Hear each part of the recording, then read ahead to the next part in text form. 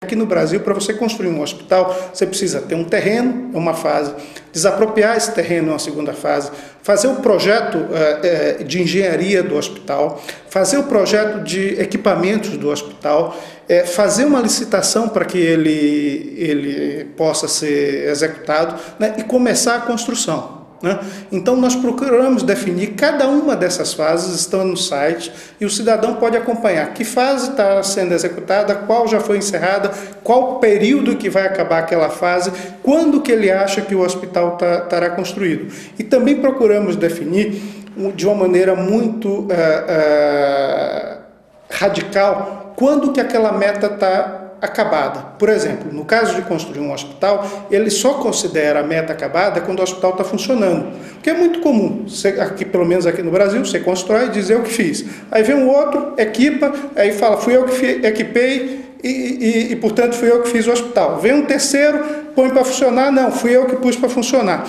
Então a gente procurou definir que para aquela meta tá construída, tá finalizada, significa nesse caso é o hospital entregue e funcionando para a população. Porque por trás de você se comprometer a fazer um hospital, tem uma série de medidas que a Secretaria de Saúde e outras secretarias têm que tomar que o cidadão não vê. Então dá transparência ao processo de relação com a sociedade. Quando você faz a pergunta inicial, qual cidade que queremos, você tem que dizer também de qual é a cidade que nós estamos partindo.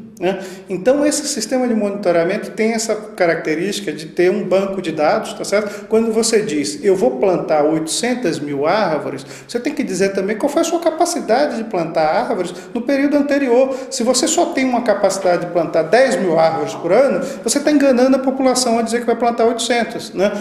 Então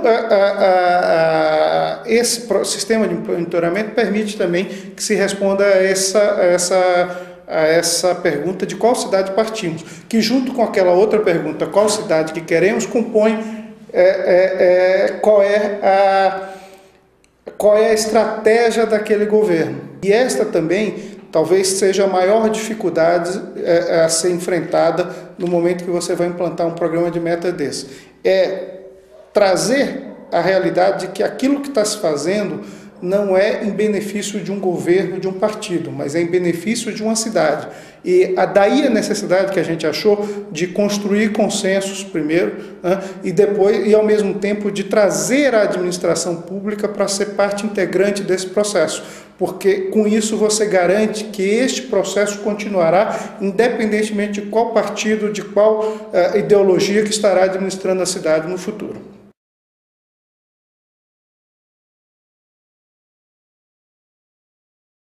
O programa de metas, ele é baseado naquele plano de governo que foi apresentado e debatido durante o processo eleitoral e aprovado pela sociedade durante as eleições. Então, ele é uma ferramenta para que o plano de governo de cada partido aconteça. Tá certo? Ele não é nenhum entrave a que as lideranças políticas desenvolvam as suas vontades, tá certo? A única necessidade é que você diga antes ao eleitor aquilo que você pretende fazer, o que aumenta a transparência do debate eleitoral. Eu acho que o maior impacto do programa de metas na cidade de São Paulo ainda está no plano interno da administração pública. Ela se preparou e ela passou a conviver com este lado da transparência de suas ações, que nem sempre é uma coisa fácil de se conviver, e ao mesmo tempo com o fato de que a administração pública teve que se voltar para cumprir metas, cumprir compromissos. Por isso que foi importante aquele consenso interno. O maior impacto externamente vai se dar somente em 2012, quando ele tiver acontecido, se não na sua totalidade, na maior parte das suas metas. Nós, em 2009, contratamos a Universidade de São Paulo para fazer uma avaliação econômica do programa de metas. E, para nossa surpresa, nós verificamos que aquele conjunto de investimentos, de ações públicas que estava colocada no programa de metas, significaria que a cidade de São Paulo teria um crescimento maior do que o restante do Brasil, em termos de crescimento do PIB, e ao mesmo tempo teria geração de empregos e de renda em valores substancialmente maiores do que teria sem o plano de metas.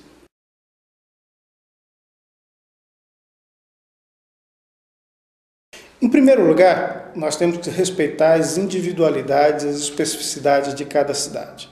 São Paulo tem diferenças em relação a Bogotá, né? Bogotá em relação a Barcelona e assim sucessivamente. Então, respeitar essas especificidades, essas individualidades, eu acho que tem dois pontos que devem ser buscados. O primeiro é o consenso com a sociedade, e para isso a transparência do processo de implementação da agenda é fundamental. O segundo ponto é o consenso interno. Na hora que se estabelece uma agenda para uma cidade, quem tem a responsabilidade que essa agenda aconteça tem que estar construído o consenso entre diversos órgãos.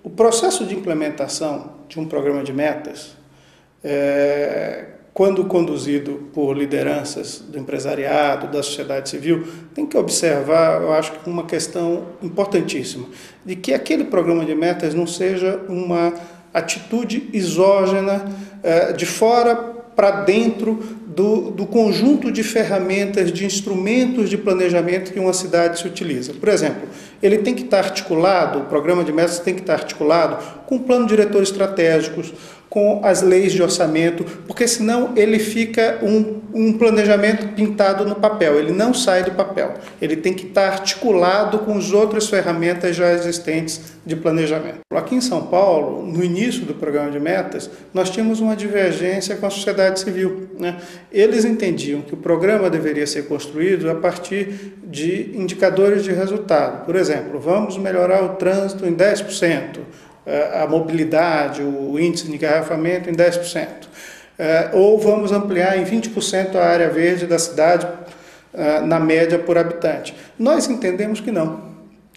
Nós entendemos que isto era o resultado das políticas públicas que a gente estava propondo dentro do programa de metas, e depois conseguimos consensar isso com a sociedade.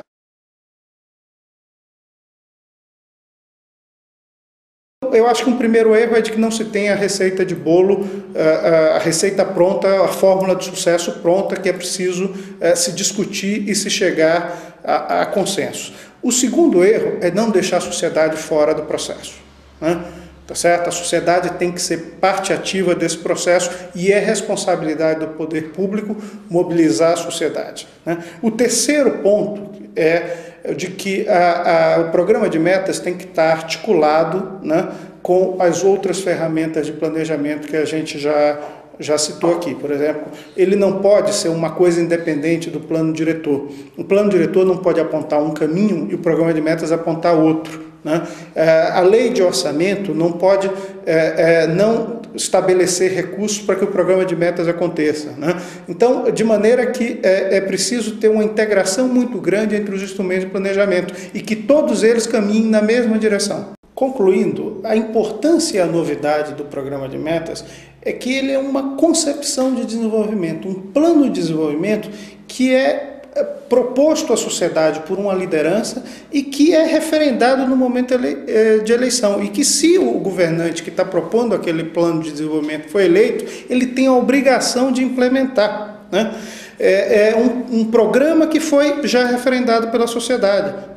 É por isso que eu digo que ele é democracia direta, e nesse sentido que ele é diferente de outros instrumentos de planejamento que precisam do debate no processo legislativo. Não que esse não seja importante, é importante também, mas que aí é democracia representativa. É por isso que eu acho que a grande novidade do programa de metas é esse, que você coloca em debate durante o processo eleitoral, e é referendado pela sociedade, e você tem a obrigação de colocar em prática.